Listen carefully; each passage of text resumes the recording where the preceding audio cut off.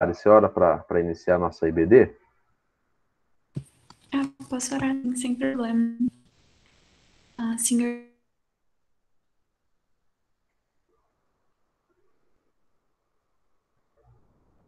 Travou só para mim? Não, para mim também. Travou? Travou Lari, aqui também. travou? Lari, travou.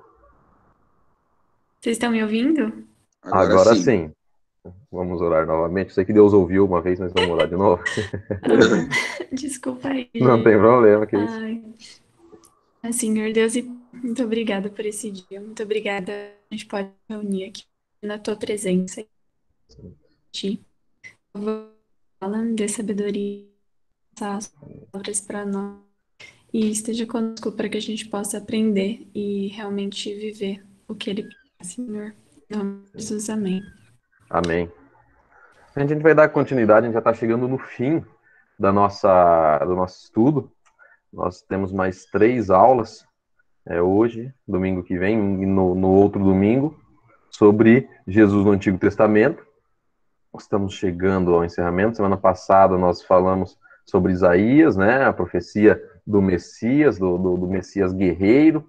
Antes, a gente tinha visto Isaías do servo sofredor. A gente fez essa analogia, essa comparação de Jesus sendo aquele que é humilde, que veio como uma ovelha muda e foi crucificado, e depois já teve a comparação de Jesus como um guerreiro que vem para vencer, aquele que luta sozinho. Então, Jesus, por ter sido humilde e bondoso, não é fraco, não é um Deus fraco. Por ser humilde e bondoso, ele tem seu atributo também da justiça, não só do amor, e vários outros atributos que o nosso Deus tem, né? E prefigurado também na segunda pessoa da Trindade, que é Jesus, que também é Deus. E nós iremos dar continuidade e vamos ler um livro que eu acredito que não seja tão lido assim, né? Poucas vezes eu vi pregações em cima desse livro, desse profeta, que é o profeta Zacarias. Não sei quantos de vocês aqui já leram o livro, claro que muitos já leram a Bíblia toda, né? Mas o livro de Zacarias, assim, olha, agora eu vou fazer minha devocional aqui no livro de Zacarias. Muito poucas vezes. Eu, particularmente, também minhas devocionais, eu não lembro a última devocional que eu fiz em Zacarias, faz tempo mesmo. Sempre faço no Novo Testamento, às vezes alguns outros profetas maiores, mas aqui Zacarias é um livro muito rico, é um profeta que traz a perspectiva apocalíptica, né? É um livro de literatura apocalíptica também, dos últimos dias, dos últimos tempos, como da mesma forma que Daniel, Ezequiel e Zacarias, eles trazem não só a questão da vinda do Messias, mas também da vinda da vinda do Messias como homem, né, terreno, aqui na Terra. Ele faz essas profecias da vinda de Cristo e também a profecia apocalíptica da segunda vinda de Cristo, quando ele vai vir e vai julgar os povos e vai levar o seu povo, a sua nação. Tanto que, por exemplo, tem passagens no Novo Testamento que é extremamente claro aqui em Zacarias que aconteceria. Por exemplo, em Zacarias 9:9 fala que Jesus entraria em um jumentinho. Em Zacarias 9, isso essa profecia acontece lá no livro de Mateus, Jesus entrando num jumentinho de forma humilde, né? Então aqui nesse livro acontece, aqui no livro de Zacarias, o profeta Zacarias mostra essa profecia, a profecia de Jesus ser um sacerdote e rei também aparece aqui no livro de Zacarias. O livro de Zacarias, ele acontece pós-exílio. Ele é escrito junto com o profeta Ageu. Os dois profetizam juntos na reconstrução do segundo templo de Jerusalém. Eles estão fazendo a reconstrução na volta do exílio. Eles é começada a reconstrução lá no ano de 586 a.C., daí tem uma pausa e eles terminam e reiniciam lá no ano de 520. Aí, Zacarias e Zorobabel, né, na época que Zorobabel está reconstruindo, e Zacarias e Ageu começam a profetizar sobre a reconstrução do segundo templo, que é uma profecia que acontece no tempo atual ali, e no tempo que virá, que eles já fazem a profecia da vinda do Messias e a profecia da segunda vinda de Jesus. Fazendo essa introdução para vocês entenderem quando foi escrito, por quem foi escrito e quem era esse profeta, agora vamos abrir lá no livro de Zacarias. Vai ler Zacarias 3, dos versículos 1 até o 17, vamos ler tudo. Está aqui para ler só do 1 ao 5, mas eu... Na verdade não é 17 não, é do 1 ao 10. Zacarias 3, do 1 ao 10. Zacarias 3, do 1 ao 10. Profeta Zacarias. Grande Zaca, profeta Zaca. Se fosse um jogador de futebol, ia ser o Zacão. Zagueiro. Zacarias. Ele dá porrada na galera aqui, hein? Então vamos abrir aqui. Vamos ver aqui. Na minha sequência tá o André e o Renan. Vou pedir para o André ler do 1 ao 3. O Renan lê do 4 ao 6. E a próxima aqui é a Hannah. Não sei se você consegue ler, Hannah, do 7 ao 10. É isso? 4, 5, 6, 7, 9, 10. Isso. André do 1 ao 3. Renan do 4 ao 6 e Hannah do 7 ao 10. Pode ser? Na sequência? Zacarias 3. Beleza. A minha nova tradução, tá? Tranquilo. 3, né? A quarta visão, grande sacerdote Josué.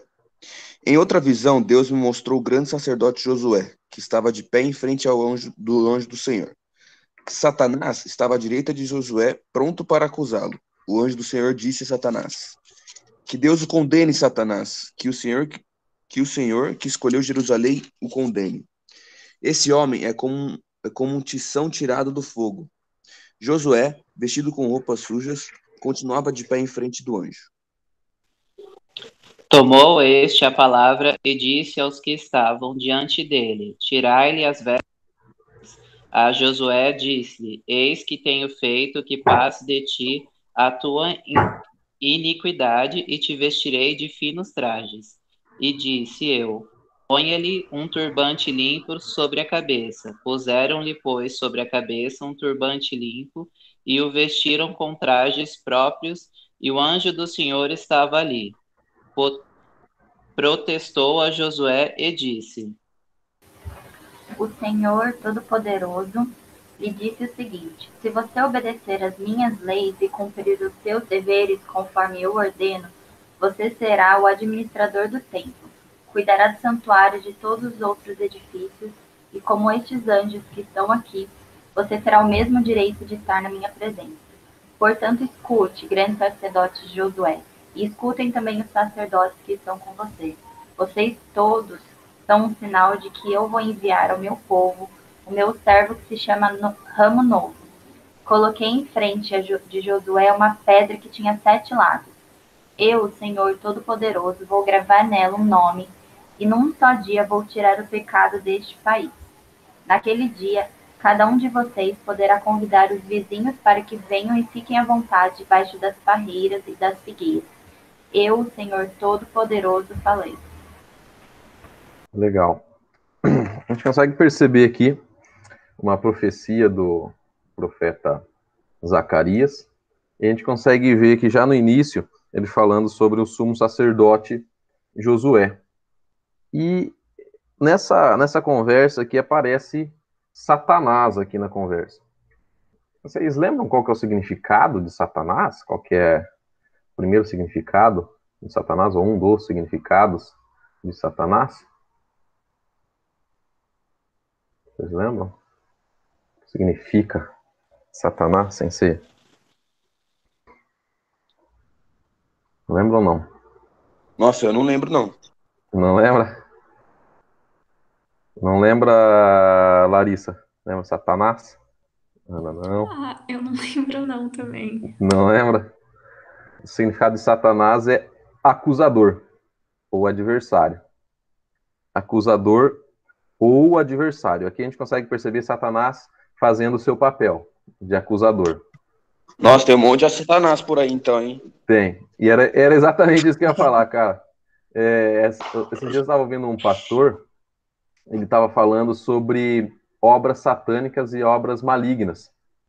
E muitas vezes as pessoas acrescentam a obras malignas, por exemplo, claro que né, mas, por exemplo, um macumbeiro que faz uma macumba, uma bruxaria, traz isso como satanismo, e ele trouxe um termo bem pesado, que às vezes dentro da igreja existem pessoas que fazem o papel de Satanás, que se Satanás ele é o acusador, e ele acusa de forma desleal, ele tá fazendo a obra que Satanás faz, que é ser acusador. Então, às vezes, as pessoas pensam assim, olha só, tal pessoa faz, isso aqui é usado por Satanás porque ele faz uma bruxaria, porque ele faz algum tipo de magia negra. Mas se até o próprio crente, se ele acusa outra pessoa de uma forma desleal, de uma forma a ponto de acabar com o caráter da pessoa, com a reputação da pessoa, com a forma de jogar a pessoa para baixo, de acabar com a moral dela, acusar de uma forma maldosa, ele está fazendo o papel de Satanás. E ele falando assim, ele está sendo um satanista nesse momento. Ele usa um termo bem forte, bem pesado, né? Mas ele faz essa comparação, eu achei bem interessante, né? Igual o André falou, então tem muito Satanás por aí. Exatamente, tem muita pessoa que é usada e faz esse papel por Satanás, né? Por exemplo, ele é possuído pelo diabo? Não. Ele está sendo um instrumento naquele momento. Por exemplo, o próprio apóstolo Pedro, o cristão, ele nunca é possuído pelo demônio. Ele já foi convertido, o Espírito Santo habita em nós e não existe, luz e trevas não habitam juntos, não tem como ser possuído pelo coisa ruim, pelo diabo, pelo Satanás, pelo capeta e todos esses adjetivos aí, porque ele já tem o Espírito Santo e ele é convertido. Mas ele pode ser usado ou ser influenciado. Por exemplo, quando Jesus estava indo para a cruz, né, o próprio Pedro ele fala assim, olha, você é Cristo, filho do Deus vivo e tal. E Jesus fala, olha, você entendeu, vejo que você não fala da sua parte, você fala da parte de Deus, tá vendo? Crente, um cristão, fala da parte de Deus, o Espírito Santo usou ele está falando. Não deu, acho que 5 minutos aqui na minha mente, né, porque ele já continua ali no escrito, e Jesus fala assim, olha e tal, é chegada a minha hora, eu preciso ir para a cruz, porque para cumprir o meu papel, ele fala, o Senhor não vai, nunca que o Senhor irá morrer. E Jesus fala assim, aparta-te de mim, Satanás. Então, ele está falando, a Pedro está possuído pelo diabo? Não. Ele está sendo influenciado. E Jesus, ele manda apartar. Isso pode acontecer. Por quê? Porque Satanás, ele é o acusador. E algo interessante aqui que a gente já consegue perceber na Escritura, bem no início, quando o profeta Zacarias está escrevendo, ele tem a visão, ele fala que Deus mostrou ao sacerdote Josué que estava diante de um anjo do Senhor, e esse anjo aqui do Senhor, muitos comentaristas e muitos intérpretes entendem que esse anjo do Senhor seria o próprio Messias, seria a segunda pessoa da Trindade, seria o próprio Jesus, por isso que eles colocam até o anjo aqui com a letra maiúscula. Então eles entendem que essa poderia ser uma prefiguração do próprio Jesus, esse anjo do Senhor que é dito aqui nesse texto, e ele fala assim, estava diante do Senhor e Satanás estava à mão direita dele para se opor, para ser contrário. E ele fala assim, mas o Senhor disse a Satanás, o Senhor te repreende, ó Satanás. Sim, o Senhor que escolheu Jerusalém te repreende, não é este um tição tirado do fogo, né? Tição é pedaço de carvão, é uma lenha queimada com fogo. E aqui ele fala sobre o próprio Jerusalém que foi tirado do exílio. Então a gente consegue perceber que Satanás ele vem já acusar e se opor àquele povo. Tanto que continua assim, ora, Josué trajado de vestes sujas estava diante do anjo. Então Satanás ele vem para acusar e ele vem para se opor a esse sumo sacerdote. Deus ele está levantando novamente um sumo sacerdote. O sumo sacerdote é aquele que tem contato com Deus, aquele que leva sacrifício para o povo, para a remissão dos pecados, é aquele que tem um contato com Deus para levar sacrifício para a remissão dos pecados do seu povo. Esse era o papel do sumo sacerdote. E ali em Jerusalém, devido ao exílio, devido a eles estarem na Babilônia, devido aos pecados, os grandes pecados, a multidão de pecados que estavam sobre aquele povo, e até a mistura que eles tiveram lá na Babilônia e tal, o sacerdócio, ele tinha se extinguido do povo judeu ali de Israel, porque eles estavam em pecado. E outra coisa, não tinha mais sacrifício, não tinha mais o papel do sacerdote. Eu fiz uma pergunta um dia aqui na aula, não sei se vocês vão lembrar, por que hoje não existe mais sacrifício em Israel? Eu fiz essa pergunta, vocês não lembravam. Por que vocês acham que não existe mais sacrifício em Israel? Vocês lembram por quê? Eu falei na aula uma vez. Por que hoje eles não fazem mais sacrifício? Eu não estava nessa aula, por isso que eu não sei. Não lembram? Por que não tem mais sacrifício? Porque não tem um templo. Por isso que não tem mais sacrifício. O sacrifício tinha que ser feito no templo. Hoje não tem mais o templo.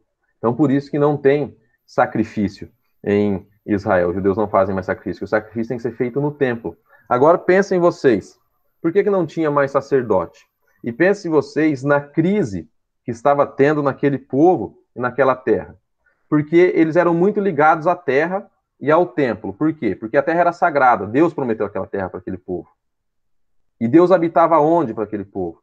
No templo. E o que aconteceu quando eles foram exilados? A terra foi tomada e o templo foi destruído. O sacerdote, de certa forma, ele perde o seu papel, ele não tem mais papel ali. Ele não leva mais sacrifício porque não tem mais templo. Eles não estão mais na terra deles. Ele perde as duas bases da sua religião, da sua religiosidade. Ele perde as duas bases do seu culto. Ele tem que se reinventar na sua forma de culto. E eles se reinventam, por isso que é criadas sinagogas ali em pequenos locais de reunião, porque não tinha mais o templo. É neste momento aí de exílio que é criada as sinagogas, que é pequenos templos de reunião. E me deparando esse ano com a pandemia, nós tivemos também que nos reinventar a nossa forma de adoração e a nossa forma de cultuar a Deus. Nós perdemos o local onde nós íamos para cultuar a Deus, que é a igreja. Na verdade, a gente ficou 4, 5 meses sem poder ir na igreja, sem poder nos reunir ali e cultuar a Deus. A gente teve que se reinventar, como esse povo se reinventou. Isso é algo interessante, que o reino de Deus ele não para. Mesmo diante de todas as dificuldades, não para o reino de Deus. Nós, cristãos, nós sempre temos que nos reinventar. Nós somos reformados, sempre temos que estar reformando dentro da essência da palavra de Deus. Isso é algo muito interessante. Por exemplo, o sacerdote ele não tinha mais a sua função sacerdotal. Imagina a crise que teve dentro dele. Imagina a crise daquele povo que não podia mais ir ao templo. Isso me remete a um texto do Novo Testamento, quando Jesus ele vai conversar com a mulher samaritana, e a mulher samaritana fala: Senhor, onde a gente deve adorar? Aqui no morro, mas os judeus, aqui no monte, né, onde os samaritanos achavam que tinham que adorar, ou lá no templo? E os judeus falam que é lá que é o local correto de adoração. Quando ela fala isso, esse templo já tinha sido reconstruído, tá? Ele foi destruído no ano 70 por Tito. Tá? O segundo templo foi destruído no ano 70 por Tito. Então, ali quando Jesus estava conversando com a mulher samaritana, esse segundo templo já tinha sido reconstruído. E ele conversando com a mulher samaritana, ele fala: olha, lá em João, né? Deus ele procura adoradores que o adoram em espírito e verdade. Não é o local onde você está que significa uma adoração melhor do que no outro, mas sim a forma que você adora, sim o seu coração, sim o seu espírito está em conexão com Deus. Você está livre das amarras da religiosidade. Então Deus ele nos chacoalha de várias formas para que nós tenhamos um encontro real e verdadeiro com Ele. Às vezes nós estávamos num momento de rotina, indo nos cultos todo domingo, e claro que nós temos que nos reunir, porque isso aqui é um mandamento, lá em Hebreus fala que nós temos que estar juntos, todos os eventos ali que acontecem, o Espírito Santo agindo, claro que ele também age no particular, mas, por exemplo, Atos 2, o pessoal estava reunido, cultuando, sempre tem isso daí, não é algo incontestável, mas a questão é que Deus ele sempre nos chacoalha para nos mostrar que nós temos que estar junto com Ele, em conexão com Ele, indiferente da forma que nós estamos adorando, indiferente da forma que nós estamos o buscando. Seja Ele num culto online, e para muitos, antigamente, isso era improvável, era algo que muitos não acreditavam que poderia acontecer e não concordavam, e hoje estão concordando, porque é a forma que nós temos de fazer. Isso é Deus chacoalhando a gente, mostrando que Ele é soberano, e nós temos que nos adaptar e buscá-lo da forma que nós pudermos, e adorá-lo em espírito e em verdade, da forma e onde nós estivermos, seja ele online ou não. Às vezes as pessoas pegam a palavra comunhão, e claro, comunhão é estar junto, temos que estar juntos, mas de uma forma muito literal, e não vive essa questão da própria comunhão com os irmãos. Hoje a gente pode estar mais próximo, mesmo estando distantes, do que muitas vezes nós estarmos juntos, né, e estarmos distantes um do outro. Por exemplo, cada um mexendo no seu celular, cada um, como a gente fala, né, agora no Natal, todo mundo se arruma para ficar no celular na sala. Existe comunhão aí? As pessoas estão juntas, mas estão próximas, existe proximidade aí? A gente percebe um distanciamento. E era isso que estava acontecendo com o povo de Israel. Eles estavam indo no templo, faziam as coisas, mas havia um distanciamento de Deus, devido à sua multidão de pecados, da forma que eles estavam vivendo. O pecado, ele nos distancia de Deus. E isso é algo interessante, que Jesus, ele é o nosso justificador. E Satanás, ele vem para acusar o povo, ele vem para acusar o crente. E muitas vezes, Satanás, ele não está errado na sua acusação. Muitas vezes ele nos acusa de coisas que nós fizemos mesmo.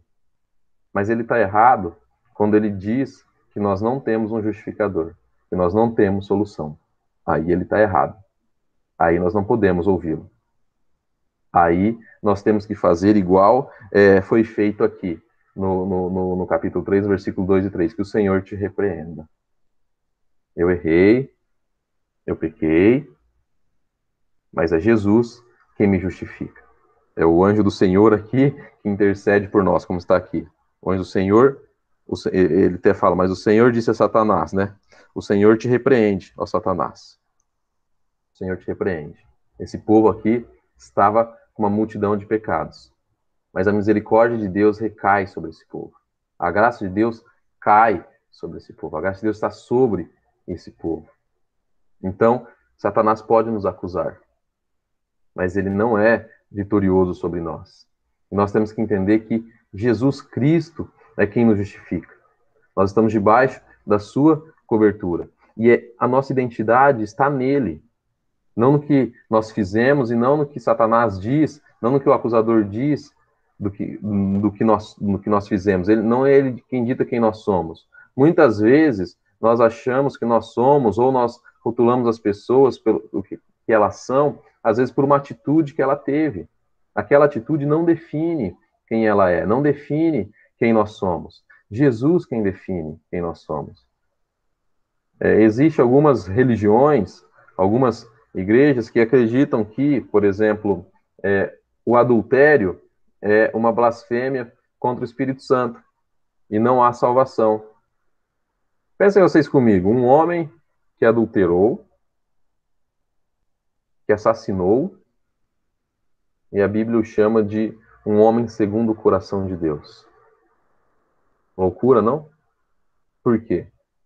Ele foi justificado por Deus, foi justificado por Cristo. Eu estou falando de Davi. Davi, ele adulterou, matou seu melhor amigo. Seu amigo, né? Seu melhor amigo era o Jonatas. Matou seu amigo lá, ficou com a mulher dele, e ele foi tão crápula que ele entregou a carta para Urias, entregar para o general lá, né? Colocar ele na frente de batalha para ele morrer. E Urias foi fiel a Davi, não abriu essa carta e entregou a sua própria sentença de morte para o general. Davi foi o homem segundo o coração de Deus. Um adúltero, um assassino, um crápula, mas ele entendeu e se arrependeu. E a história E a identidade dele não está nessas duas ações que ele fez. Está na justificação em Cristo, no perdão e no arrependimento que ele teve. Ele teve consequências sobre isso? Teve. Teve o filho que ele teve com a esposa de Urias, com Betseba, morreu. Teve uma consequência muito triste. Fora, no fim da vida dele, que ele teve várias mulheres, o próprio Natan chegou e conversou com ele, falou assim, olha, ele fez aquela... Olha, tem um homem aí, um rei, um homem muito rico, que tem várias ovelhas. E tem um bem pobrezinho que tem só uma ovelha. E esse cara chega, pega a ovelha desse homem pobrezinho, esse que tem muitas, e mata ainda esse homem. O que esse homem merece? A morte. Davi responde. Daí Natan fala, esse homem é você. E isso nós temos que olhar para nós também e pensar, se nós fôssemos os senhores da nossa história, os senhores da nossa vida, aqueles que nos justificam, se o Senhor viesse conversar com a gente e falar assim, olha, pega seus pecados mais profundos e fala assim, olha, Helber, o que você acha de um homem que fez isso, isso, isso e isso? Nós, com o nosso coração humilde e de justificação e de justiça, nós falaríamos, a morte merece o inferno. Então esse homem é você. Esse homem sou eu. Esse homem somos nós. Mas quem nos justifica, graças a Deus, é o próprio Jesus. Porque se nós fôssemos os juízes da nossa vida, nós estaríamos condenados. Nós mesmos nos condenaríamos. Às vezes poderíamos ser arrogantes, falar, não, nós somos bons o suficientes. Só com essa palavra nós já estaríamos nos condenando. Porque o único que é bom é Jesus. E Ele que nos justifica. É Ele quem nos limpa. É Ele quem nos purifica. Quando nós nos arrependemos do nosso pecado. A graça de Deus, ela não é um aval para pecarmos. A graça de Deus é um aval para nós nos achegarmos a Deus e nos arrependermos.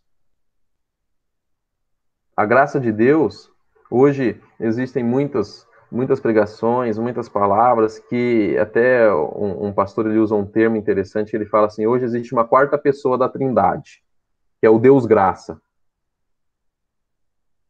Qual que é a sua... Opa, eu cliquei no botão errado aqui. Quer falar, Helber?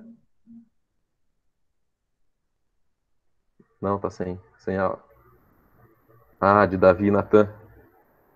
Legal, mas nossa história é complicada, né? E esse pastor, ele usa um termo que é chamado Deus Graça. Ele fala que hoje em dia é como se fosse a quarta pessoa da Trindade, que é aquele Deus que deixa as pessoas fazerem tudo. É aquela graça que se eu não estou enganado, o John Stott, ou Bonhoeffer, é um desses dois, que fala graça barata, que é uma graça sem cruz, que é uma graça onde não necessitaria de Cristo, porque nós podemos fazer todas as coisas sem nos arrepender. Nós podemos viver de uma forma onde aceita tudo, e não é assim. Ele usa até um termo, que esse Deus graça é aquele que enxuga os nossos olhos, as nossas lágrimas, para a gente poder pecar com os olhos enxutos. Isso é uma mentira. A gente poder pecar com os olhos, para a gente poder pecar tranquilo, isso é uma mentira. A graça não é um aval para pecado. A graça é um aval para arrependimento. A graça não é para aquele que quer fazer qualquer coisa, viver numa libertinagem. A graça é para aquele arrependido, buscar a Deus e se arrepender e buscá-lo e entender que ele necessita desse perdão. Ele necessita dessa graça. A mesma história do Simão fariseu, quando Jesus ele vai almoçar, jantar, se alimentar na casa dele, e entra aquela mulher mal falada dentro da casa, e Jesus está lá e a mulher começa, ela se debruça aos pés dele, começa a tocá-lo, né? Depois joga um líquido nos seus pés, joga um perfume caríssimo nos seus pés. E o Simão fariseu começa a falar, se esse cara fosse um profeta, ele saberia quem era essa mulher, ele não deixaria eu tocar. E o interessante é que Jesus, sabendo que esse cara estava pensando, né, ele faz uma parábola e fala assim, olha, tem uma pessoa que deve, vou fazer aqui na minha versão ARA, tá? Que deve R$100. e outra pessoa que deve 10 milhões de reais. Só que nenhuma dessas pessoas tem dinheiro para pagar, elas não conseguem pagar. A que deve 100 reais e a que deve 10 milhões de reais. E essas duas pessoas são perdoadas. A que deve 100 reais e a que deve 10 milhões de reais. Quem você acha que amará mais o credor que o perdoou? Deu Simão Fariseu, certamente, né? Ele não quis dar certeza, ele falou certamente o que devia mais. Ele falou, você tem razão, é o que devia mais. É exatamente o que essa mulher está fazendo. Ela está prostrada aos meus pés, se derramando, chorando, porque ela sabe que muito ela foi perdoada. Ela sabe que muito, por isso que ela muito me ama, porque ela muito foi perdoada. E o interessante é que não é porque ela muito ama que ela é muito perdoada, é exatamente o contrário, que ela foi muito perdoada que ela muito ama.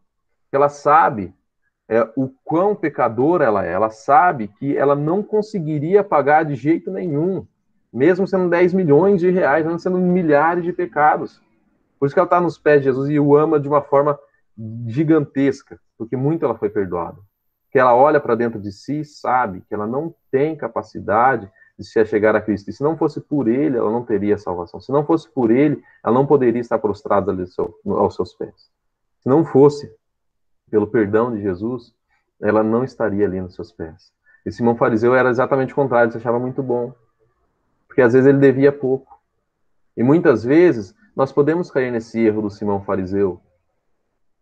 Porque eu tenho um pecadinho pequeno, eu vou pecando de forma pequena, eu tenho esse pecadinho pequeno, esse pecado pequeno, mas é pequeno, eu não sou como a prostituta, não sou como um bandido, não sou como um assassino, não sou como... Mas todos nós carecemos. Mesmo se o seu pecado seja uma mentirinha. Se você não entender que isso é um pecado, se não se arrepender e não buscar a Deus, pedir perdão, nós estamos como Simão Fariseu, achando que a nossa dívida é pequena. Mesmo sendo pequena, nós achando que é pequena, nós não conseguimos pagar. Nós não temos a capacidade de pagar. E nós precisamos desse justificador. E o acusador, ele pode vir de duas formas, falando assim, não, mas você é bom, tá tranquilo isso que você está fazendo, não tem problema. Ou pode vir de outra forma também. Fala assim, olha, você é um podre, você é um miserável, você não pode, como é que você está indo na igreja cantando, adorando a Deus, sendo podre desse jeito, sendo um miserável desse jeito? Como é que você pode ler a Bíblia e orar sendo podre e miserável desse jeito? É isso que ele vem fazer. E nós temos que responder, nós somos mesmo. Mas é o Senhor quem me justifica. Então aparta de mim, Satanás. Porque é isso que ele quer, nos afastar da comunhão com Deus. Nos afastar da comunhão com Deus. Nos tirar da nossa comunhão com Deus. Ele pode tirar a nossa salvação? Não. Mas ele pode, dessa forma, afastar a nossa comunhão com Deus. Muitas vezes as pessoas acreditam naquilo que o acusador fala. Pode ser uma verdade, você mentiu mesmo. Mas aquilo não é quem você é. Nós somos quem Cristo diz que nós somos. E essa é a grande questão. Pode ser que ele venha com mentiras, mas pode ser que ele venha com verdades sobre você, sobre o que você fez. Mas a verdade absoluta está no que Cristo fez por nós. Nós somos mesmo pecadores, nós somos miseráveis, nós somos necessitados da graça de Deus, nós precisamos dele. Mas nós temos que entender que através de nós não conseguimos e que Cristo é o nosso justificador, e por isso que ele morreu em nosso lugar. Quando nós entendermos isso, aí o nosso fardo, ele fica leve. Porque nós jogamos todas essas coisas para Cristo. Nós jogamos todas essas coisas para a cruz de Cristo. Muitas pessoas hoje também não conseguem perdoar e não conseguem se perdoar. Isso é um grande problema também. Ele está pegando um fardo que não é seu. Você está falando para Cristo, para Jesus, na obra que ele fez na cruz, fala assim, Jesus, meu pecado é tão grande que nem o Senhor consegue perdoar, então por isso que eu não me perdoo. Você está falando isso para Jesus. Você está falando isso para Deus. Quando você fala assim que você não consegue se perdoar, eu não me perdoo. Por que você não se perdoa? Se Deus te perdoou, se Jesus te perdoou. Por quê? Você está falando para Cristo, fala, sua cruz não foi suficiente. Eu sei o que tem que ser perdoado ou não. Pesado, né? É Jesus quem nos justifica. É Cristo quem nos justifica. E nós temos que ter esse entendimento. Nós temos que entender isso, entregar tudo a Ele. Todas as nossas coisas. Até as coisas, até as piores coisas nós achamos, nós temos que entregar a Ele tudo. Nós precisamos nos arrepender dos nossos pecados, entregar a Ele, falar dos nossos pecados, falar, olha, e dar nome aos bois dos pecados nós sabemos. Falar, ó Deus, me perdoe porque eu desonrei meus pais, olha, me perdoe porque eu tratei assim tal pessoa, olha, me perdoe porque eu menti, olha, me perdoe porque eu invejei, olha, me perdoe porque eu cobicei. Me perdoa, Senhor. Me perdoa. Ele é o único que não irá te acusar e te julgar de forma desleal. É o próprio Deus. Claro que podemos ter consequências de coisas que nós fazemos, mas Ele nos perdoa. E Cristo nos justifica. Alguém quer falar alguma coisa? Comentar algo sobre o que eu estou falando? Nada. E ele continua aqui, né, no versículo 4, fala assim, tomou este a palavra e disse aos que estavam diante dele, tirai-lhes as vestes sujas. A Josué disse, eis que tenho feito que passe de ti a tua iniquidade e te vestirei de finos trajes. E disse eu, ponham-lhe um turbante limpo sobre a cabeça. Puseram, pois, sobre a cabeça um turbante limpo e o vestiram com trajes próprios. E o anjo do Senhor estava ali. A gente consegue perceber essa questão do turbante era um traje que os sacerdotes eles usavam. Esse era um traje especialmente dos sacerdotes. E quem iria restituir ou restaurar essa questão sacerdotal é o próprio Deus. E hoje nós conseguimos ver lá na carta do apóstolo Pedro que ele nos chama de sacerdotes, ele nos chama também do sacerdócio real. Hoje nós só conseguimos ter esse sacerdócio porque Cristo ele fez o sacrifício supremo. Naquela época, os sacrifícios que eram feitos eram para acalmar a ira de Deus, digamos assim, pelos pecados cometidos naquele momento. Hoje, o sacrifício de Jesus ele já satisfaz os pecados que aconteceram no passado, hoje e no futuro. Então, por isso que hoje nós também somos chamados de sacerdócio, de sacerdotes, porque nós podemos nos achegar a Deus. Nós podemos nos achegar a Deus com os nossos pecados e entregar a Ele. Nós não precisamos mais de alguém que entregue isso. O próprio Jesus já fez isso, é Jesus que intercede por nós. Nós podemos chegar de forma confiada e falar assim, entregar todos os nossos pecados a Deus. E entender que quando nós chegamos a Deus e também de forma humilde, entregar os nossos pecados, olhar para nossas mãos e ver que as nossas mãos estão vazias. Nós não temos sacrifício nenhum para entregar. O sacrifício já foi feito por Jesus. Não temos obras nenhuma para justificar o nosso pecado. Ah, eu fiz isso, eu pequei nisso, mas porque eu menti, porque eu precisei fazer isso. Não, tem que chegar a entregar. Muitas vezes nós queremos justificar. Nós temos que chegar com as nossas mãos vazias diante de Deus e olhar para as nossas mãos e ver que elas estão sujas também, não só vazias. E que quem limpa as nossas mãos é o próprio Cristo. Chegar assim na presença dele. E hoje nós somos sacerdotes porque ele nos limpou, ele nos deu novas vestes. Hoje nós temos as vestes brancas, e isso é interessante, que isso demonstra a questão da pureza, é porque Cristo nos purificou, a justiça dele foi imputada sobre nós, foi colocada sobre nós, foi transferida sobre nós a justiça dele. Ele é o nosso justificador. É isso que significa, ele é o nosso justificador, ele é quem nos justifica. É ele quem nos intercede diante de Deus. Mesma coisa, né? Quem é irmão mais velho ou tem aí um amigo aí, às vezes acontece uma confusão, né? E tá todo mundo envolvido na confusão ali, e você é o cara que fala assim, não, pode deixa comigo que eu assumo, eu vou lá e falo com o pastor da igreja, né? A gente vai lá e faz uma guerra de travesseiro com pedra dentro, falando, deixa que eu assumo responsabilidade, a culpa é minha, não. É isso que Jesus chega e fala assim, não, fui eu que fiz. Não foi ele que fez, né, mas fala, olha, deixa comigo. Ele vai intercede diante do pastor, ou o irmão mais velho, ou os amigos falam assim, não, deixa que eu assuma a responsabilidade. Às vezes nem foi o idealizador, às vezes nem foi o que mais fez, né, claro que Jesus não fez nada disso, mas só para que a gente consiga entender, Deus ele chega e para que a gente consiga ter um acesso ao próprio Deus é através da culpa que Jesus assumiu sobre ele. Ele assume a culpa sobre si e assim a gente consegue entrar diante de Deus, que ele justifica. Ele nos justifica. Eu falo assim, olha, né, irmão mais velho ali, ó. Silas é mais novo, né, Silas? Às vezes o Silas fez uma coisa assim, o irmão fala, não, pai, foi eu e tal, não precisa bater no Silas, não. Não precisa deixar ele de castigo, porque fui eu, né? Eu sou o responsável. Às vezes acontece, né? E com Jesus é assim. Jesus ele foi para a cruz e falou, olha, pai, perdoa, porque eles não sabem o que fazem.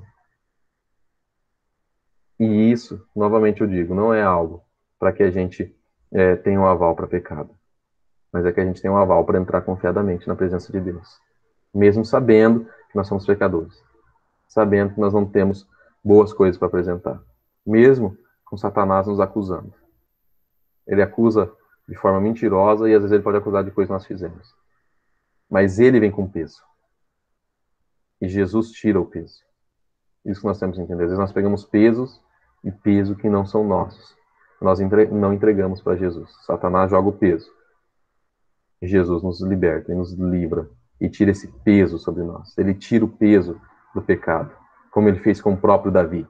Ele tirou o peso do pecado. E Davi era um homem segundo o coração de Deus.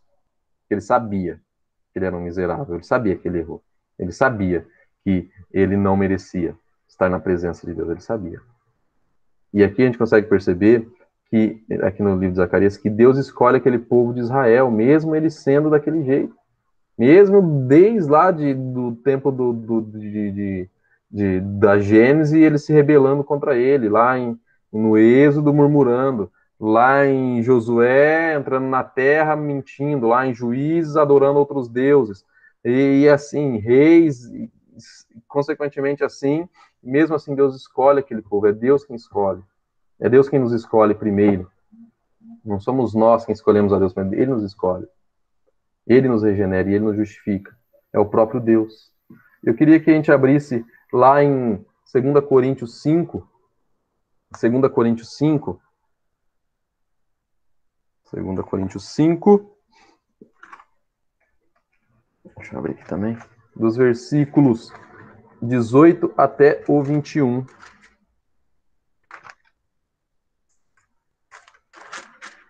Segunda Coríntios 5, do 18 ao 21.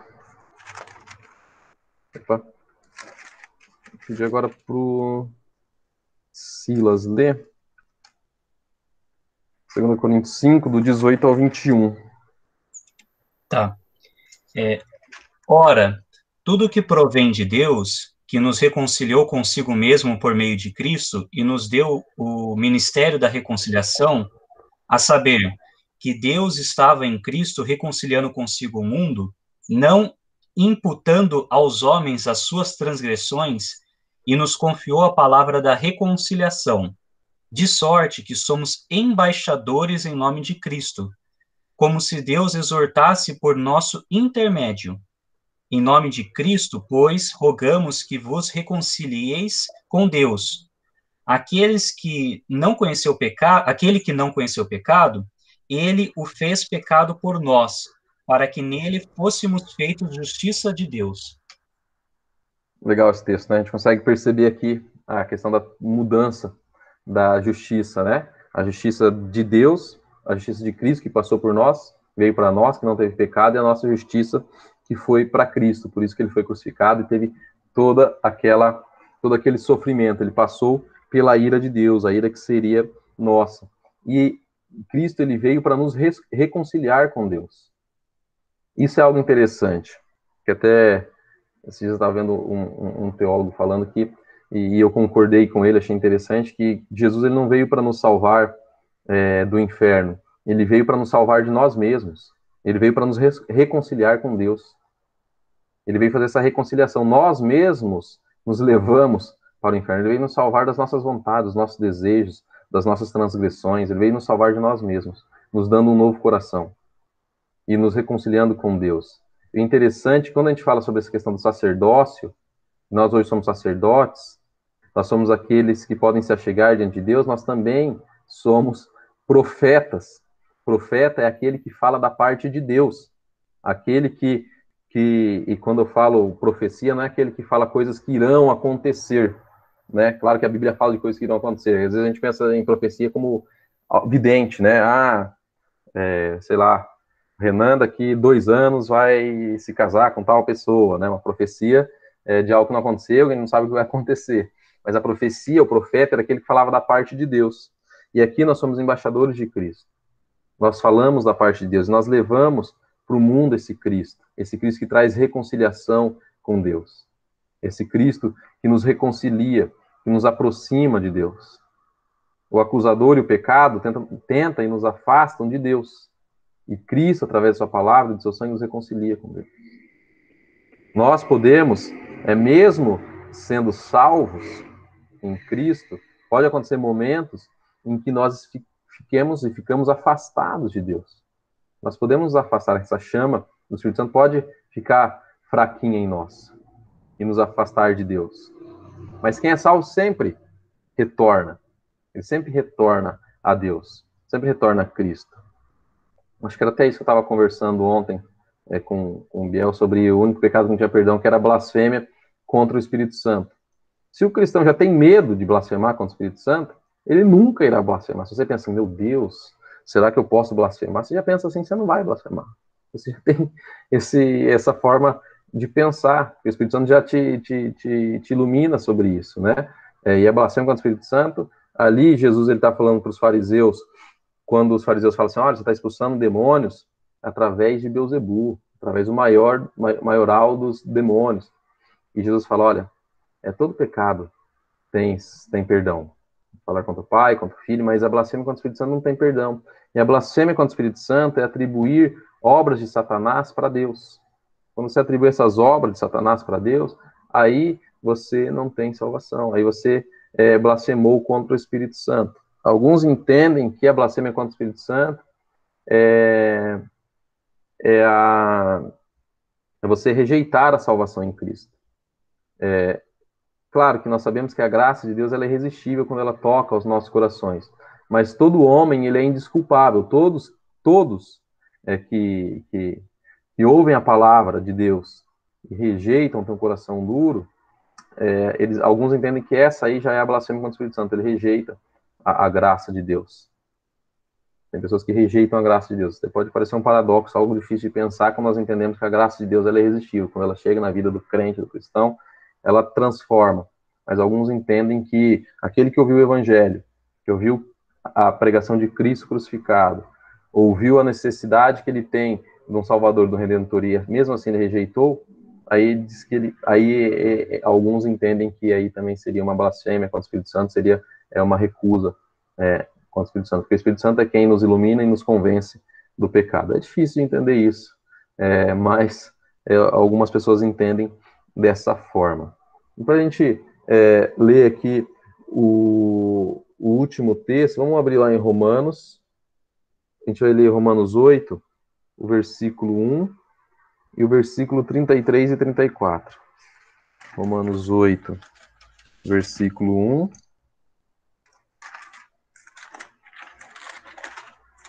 Romanos, versículo 1. Vou pedir para Lari ler o Romanos, versículo 1, e o Helber ler Romanos 8, versículo 33 e 34.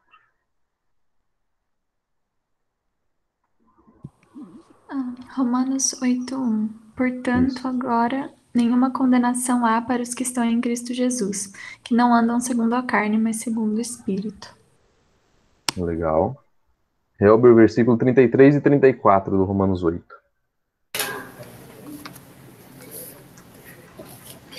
Quem acusará aqueles que Deus escolheu? Ninguém, porque o próprio Deus declara que eles não são culpados. Será que alguém poderá condená-los? Ninguém, pois foi Cristo Jesus quem morreu, ou melhor, quem foi ressuscitado e está à direita de Deus, e ele pede a Deus em favor de nós. Esse texto é muito reconfortante para nós, né? Saber que não tem acusação sobre a nossa vida, porque foi Cristo quem morreu e foi o próprio Deus que fala para nós que não há condenação sobre nós. O próprio Deus que nos aponta e fala, olha, não há condenação sobre vocês, porque a condenação, porque o pecado, o peso do pecado, foi sobre Cristo. E como a Lari leu lá antes, é para aqueles que andam segundo o Espírito, não segundo a lei, aqueles que reconhecem Aqueles que reconhecem que são pecadores necessitam da salvação e necessitam do Espírito Santo para nos convencer do pecado. E não aqueles que andam segundo a lei, segundo as obras, achando que ele é santarrão, que ele é merecedor, ou até mesmo da outra forma, né? Achando que o seu pecado é tão grande que não tem perdão. O próprio Deus fala que ele diz que não há condenação. O próprio Deus diz que ele quem salvou através da morte de Cristo Jesus. Por isso que não existe perda da salvação. Sabe quando existe perda da salvação? Quando não foi Jesus que te salvou. Porque a salvação dele é uma salvação completa. Por isso que nós entendemos que nós não perdemos a nossa salvação. Porque quem me salvou foi Jesus. Eu sei quem me salvou. Se você sabe quem te salvou, você sabe que a sua salvação nunca será perdida. Porque ele é fiel e justo para completar as coisas até a volta dele mesmo, né, de Cristo Jesus. E ele morreu, e ele mesmo diz aqui que não há condenação para aqueles que estão em Cristo. Se você foi salvo por Jesus, se alegre na sua salvação. Se você foi salvo por Jesus, você entregará os seus pecados diante de Deus. E você sabe que não há condenação. Você irá se arrepender. E você vai entender que a graça, novamente, não é um aval para o pecado, mas a graça é um aval para o arrependimento. E para entrarmos diante da presença de Jesus. Alguém quer falar alguma coisa? 3 minutos, falei muito, só eu falei hoje, monopolizei. Alguém quer falar alguma coisa, comentar algo sobre o que eu disse, concordar, discordar, fazer uma pergunta? Ler o livro de Zacarias. O livro de Zacarias é um livro bem curtinho, tem acho que 13 capítulos, mas são capítulos bem pequenos. Então, se quiserem ler o livro de Zacarias, semana que a gente vai continuar falando sobre Zacarias. Vai falar daí sobre Jesus ser o sacerdote e o rei. Então, se vocês quiserem ler, para semana que vem também, já tem uma quantidade legal, já tem um capítulo. Ó, faça a devocional de vocês esse Salmo 51, boa, Helber. Muito bom, é interessante também essa questão, né, da própria questão do homem pecador, da confissão de pecados, de pecado. Deus, na sua grande misericórdia e graça, ele inspira homens para escrever sobre os seus pecados e até mesmo questionamentos contra Deus na própria palavra dele. Deus ele é tão maravilhoso, tão misericordioso, que ele inspira, por exemplo, Davi para colocar seus pecados, né, pedir perdão dos seus pecados, ou questionamentos dele contra Deus na própria palavra dele. Deus, ele autoriza e faz isso para a gente perceba que todos nós somos carentes e merecedores dele, que todos nós passaremos por algum tipo de crise, de problema, mas ele está ali para nos salvar, e todos nós carecemos. É muito, muito legal isso, muito legal essa questão do próprio Deus colocar homens pecadores falando sobre seus pecados na sua palavra santa e sagrada. Isso é algo maravilhoso. Mostra a grandiosidade de um Deus próximo, um Deus que tem comunhão com a gente, quer comunhão conosco, mesmo nós sendo miseráveis e pecadores. Eu vou pedir aqui para encerrar. Renan, você ora para encerrar? Nossa, aí, BD. Sim, oro sim. Legal. Pai amado, Pai querido, agradeço, Pai, por mais um dia em sua presença, Senhor. Muito obrigado, Pai, pela palavra que o Senhor trouxe através da vida do Alan, Pai. Que o Senhor possa estar conosco no dia todo, Pai. E que a Tua palavra seja morada em nossos corações, ó Pai. Que nós possamos pôr em prática, Senhor, tudo aquilo que o Senhor falou hoje diante da vida do Alan, Pai. Esteja abençoando a vida dele, ó Pai, e usando ele sempre, ó Pai. Essa é a minha oração em nome do Senhor Jesus. Amém. Amém. E aí, algum recado da diretoria? Alguma coisa? A única coisa que eu quero falar é assim, semana que vem a gente tem o nosso encerramento, né? Vai ser o encerramento das atividades, mesmo na pandemia aí a gente fez bastante coisa online. Então, o único pedido que eu faço, se é que eu posso fazer isso, é porque é para não deixar de ir mesmo, né? Vai ser um momento gostoso aí. Esse ano foi um ano tão atípico, né? A gente vai fazer uma retrospectiva de tudo que a gente teve aí. Um ano tão diferente para todo mundo, então vai ser legal se todo mundo puder ir. Legal. Só Muito isso. bom. Vai dar mais informações, né, no WhatsApp, nas redes sociais do Reflexo. Exato. Então, muito obrigado. Deus abençoe a todos. Quem ainda não votou, que Deus ilumine o coração de vocês e que vocês possam votar conscientes e representar você mesmo, né? E ter seu momento de cidadão brasileiro. Deus abençoe a todos. Um forte abraço e um bom domingo. Até a noite para quem for à noite. Valeu, galera. Valeu, galera. Valeu. Bom domingo a todos. Boa noite. Boa tarde, né? Boa tarde. Deus abençoe.